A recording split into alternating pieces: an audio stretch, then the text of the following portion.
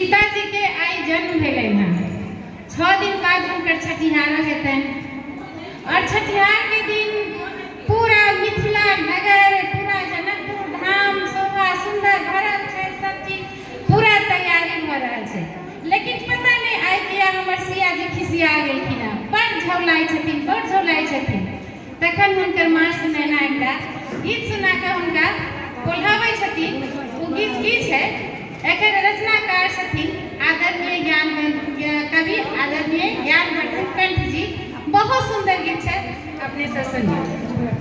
एकरा लोरी गीत कह सकै छी, लोरी गीत है जे माँ सुनैना गाय के अपन सीता जी के सुनबै छथिन। हमर मुनिया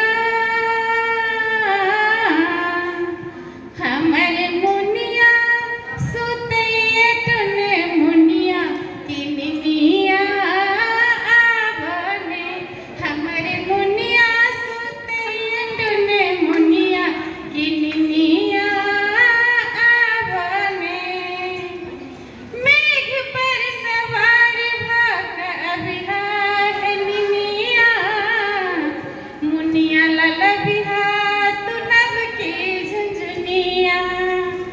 मेघ पर सवार भऽ अबिहा निनिया मुनिया ललबिहा तू नभ की झुनझुनिया। कोर मेला के मुनिया के निनिया कोर मेला के मुनिया के निनिया तो झूला झूलावने। कोर मेला के मुनिया के निनिया तो झूला झूलावने। हमर